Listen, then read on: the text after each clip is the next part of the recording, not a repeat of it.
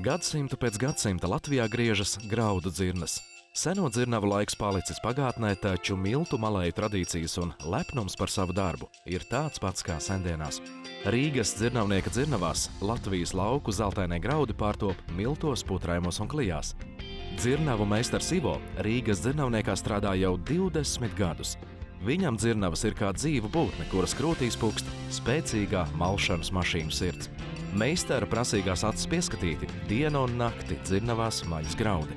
Šeit visur jūtams jauno, moderno tehnoloģiju progress, un mēs saņemam labāko, ko vien graudi var dot.